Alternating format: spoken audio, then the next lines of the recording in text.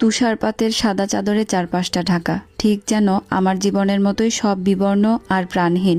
আমি ব্যাগটা হাতে নিয়ে হাঁটতে হাঁটতে একটা পার্কের কাঠের বেঞ্চে এসে বসলাম। পার্কের এই নির্জনতায় চারপাশটা বড্ড অচেনা লাগছে। আমার আপন বলতে কেউ নেই এখানে, নেই মাথা গোঁজার ঠাঁই। যার ওপর নির্ভর করে দেশ মাটি সব ছেড়েছিলাম, সে আজ নাতাশার হাত ধরে তার নিজের জগতে ব্যস্ত। পার্কে বসে থাকা মানুষগুলো যে যার মতো করে কথা বলছে। ব্যাগটা বুকের সাথে জড়িয়ে ধরে আমি বসে রইলাম। 1 বছর, এই তো সেদিনও আরিয়ানের ঔষধের টাইম মেনটেন করতে করতে আমার দিন কেটে যেত।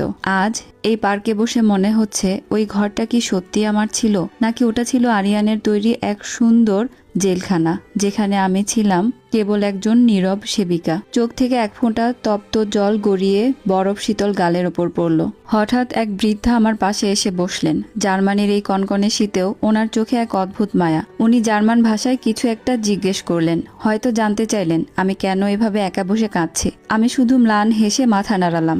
ভাষা না বুঝলেও মানুষের চোখের ভাষা বোধহয় সব দেশেরই এক। বুকের ভেতরটা খাঁ খাঁ করছে। অদ্ভুতভাবে এই খোলা আকাশের নিচে বসেও আমার দম বন্ধ লাগছে না। আরিয়ানের এই অবহেলার রাজপ্রাসাদে প্রতিটি নিঃশ্বাস নিতে আমার কষ্ট হতো। আমি পার্কের বেঞ্চ ছেড়ে উঠে দাঁড়ালাম। আমি জানি না কাল সকালে আমার কপালে কি লেখা আছে, কিন্তু আজ এই পার্কে বসে আমি একটা শপথ করলাম। মিথিলা আর কখনো কারো করুণা হয়ে থাকবে না, এবার নিজের পায়ে দাঁড়াতে শিখবে। পার্ক থেকে বের হয়ে আমি উদ্দেশ্যহীনভাবে হাঁটতে শুরু করলাম। রাস্তার দুপাশে থাকা আলোকোজ্জ্বল দোকানগুলো আমার অচেনা এক বিষণ্ণতাকে আরো বাড়িয়ে দিচ্ছে। হঠাৎ একটা বড় কফি শপের সামনে গিয়ে আমার চোখ আটকে গেল। কাচের দরজায় একটা বড় নোটিশ বোর্ড ঝোলানো।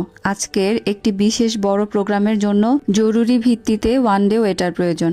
এক মুহূর্তের জন্য থমকে দাঁড়ালাম। পকেটে থাকা সামান্য কিছু টাকা দিয়ে এই বিদেশের মাটিতে কয়দিনই বা চলবে? আত্মসম্মান নিয়ে বাঁচতে হলে আগে তো মাথা গোঁজার ঠাঁই আর খাবারের ব্যবস্থা করতে হবে। দীর্ঘশ্বাস ফেলে কফি শপের ভেতরে ঢুকে পড়লাম। ম্যানেজারকে ইংরেজিতে বুঝিয়ে বলতেই সে আমাকে কাজে নিয়ে নিল। ড্রেস বদলে আমি যখন কাজে নামলাম তখন দেখি আমার সাথে আরো কয়েকজন কাজ করছে। সেখানে আমার পরিচয় হলো একটি মেয়ের সাথে, নাম তার জারা। কথা বলে জানলাম সে পাকিস্তানের মেয়ে। এখানে পড়াশোনার পাশাপাশি পার্ট টাইম জব করে, সে নিজের খরচ চালায়।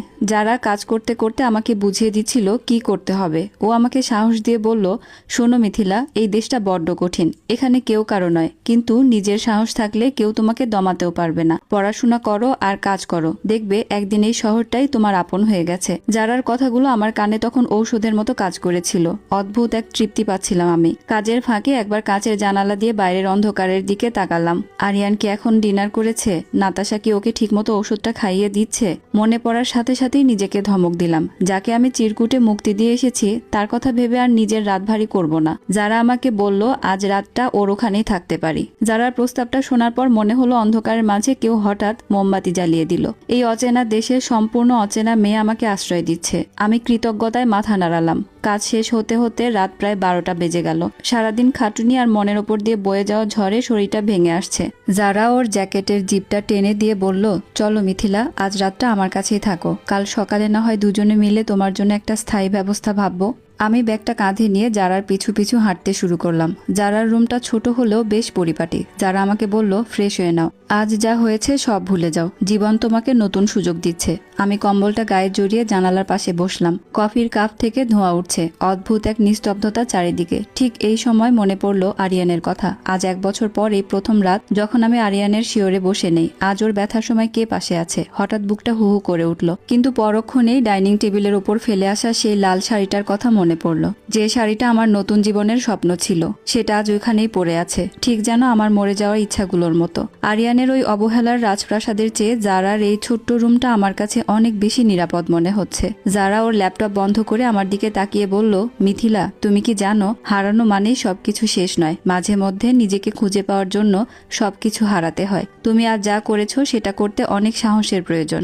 আমি ম্লান হাসলাম। সাহস কিনা জানি না, তবে বেঁচে থাকার তাগিদ বোধহয় একেই বলে। পরদিন সকালে জারার ডাকে ঘুম ভাঙলো। ও তৈরি হয়ে নিয়েছে ভার্সিটি যাওয়ার জন্য। ও আমাকে একটা নিউজ পেপার আর কিছু ফোন নম্বর দিয়ে বলল, আমি চললাম, এখানে কিছু ছোটখাটো কাজের ঠিকানা আছে, তুমি ট্রাই করতে পারো। আর হ্যাঁ, আজ রাতেও কিন্তু তুমি এখানেই ফিরবে। যারা চলে যাওয়ার পর আমি নিউজ পেপারটা হাতে নিলাম। আমার চোখ গেল একটা কলামে। জার্মানির এক নামকরা আইটি ফার্মে একজন পার্সোনাল অ্যাসিস্ট্যান্ট প্রয়োজন, বেতনও বেশ ভালো। আমি মনে মনে ভাবলাম পড়াশোনা তো আমি মন্দ করিনি, তবে কেন চেষ্টা করব না। আমি তৈরি হয়ে নিলাম। আয়নায় তাকিয়ে নিজেকে বললাম, মিথিলা, আজ থেকে তুমি স্বাধীন। আমি ঘর থেকে বেরিয়ে এলাম। আমি জানি না এই লড়াই আমি জিতবো কিনা, তবে আমি লড়তে প্রস্তুত। অভাগী মিথিলা আজ আর কারোর করুণা নয়, সে আজ এক লড়াকু নারী। আজ আমার পরনে সাধারণ একটা জ্যাকেট আর জিন্স। আজ নিজেকে খুব হালকা মনে হচ্ছে। বাসে করে বিশাল আইটি ফার্মের সামনে পৌঁছালাম। তখন বুকটা একটু দুরু দুরু করছিল। কাঁচের বিশাল বিল্ডিং, ভেতরে সবাই ব্যস্ত। আমি ভেতরে ঢুকে রিসিপশনে নিজের পরিচয় দিলাম। কিছুক্ষণ পর আমাকে ভেতরে ডাকা হলো। ইন্টারভিউ বোর্ডে থাকা জার্মান ভদ্রলোক আমার সিভিটা দেখে অবাক হয়ে বললেন, আপনার একাডেমিক রেজাল্ট তো চমৎকার। ইন্টারভিউ শেষে তিনি জানালেন আমাকে ট্রায়াল পিরিয়ডে রাখা হচ্ছে। বেতন যা ধরা হলো তা দিয়ে আমি অনায়াসেই নিজের একটা থাকার জায়গা আর খাওয়ার ব্যবস্থা করতে পারবো। অফিস থেকে বের হয়ে আসার সময় আমার চোখে খুশিতে জল চলে এলো। বিকেলে জারার কাছে ফেরার পথে একটা ছোট কফি শপে বসলাম। কফিতে চুমুক দিতেই মনে পড়লো আরিয়ানের কথা। আরিয়ানের সেই ধূসর চোখগুলো কি একবারের জন্য আমাকে খুঁজছে? না মিথিলা, আর নয়। যার কাছে তুমি কেবল সার্ভিস ছিলে তার জন্য আর চোখের জল ফেলবে না। আমি জারাকে জড়িয়ে ধরলাম। ও খুশিতে আমাকে নিয়ে ডিনার করতে বাইরে যাওয়ার জন্য জোর করতে লাগলো। আমরা রাস্তার ধারের একটা ছোট দোকানে বসে কিছু খাবার খেলাম। এভাবেই একটা মাস কেটে গেল। মাসের শেষ দিনটি আমার কাছে কেবল একটি তারিখ ছিল না, এটা ছিল আমার নতুনভাবে বেঁচে থাকার পরিশ্রমের ফসল। হাতে যখন প্রথম বেতনের খামটা পেলাম তখন আঙুলগুলো কাঁপছিল। বেতন পেয়েই প্রথম কাজটা করলাম জারার জন্য। মেয়েটা না থাকলে আমার যে কি হতো জানি না। আমি ওর জন্য খুব সুন্দর একটা ড্রেস আর চকলেট কিনলাম। যারা যখন ড্রেসটা দেখলো, ওর চোখে যে আনন্দটা দেখলাম তা দেখে আমার খুব বেশি ভালো লাগলো। যারাকে ওর দেওয়া ধারের টাকাগুলো ফেরত দিতে চাইলেও নিতে চাইলো না, কিন্তু আমি জোর করে ওর হাতে গুঁজে দিলাম, কারণ আমি আর কারোর কাছে ঋণী হয়ে থাকতে চাই না। নিজের জন্য একজোড়া জুতো কিনলাম।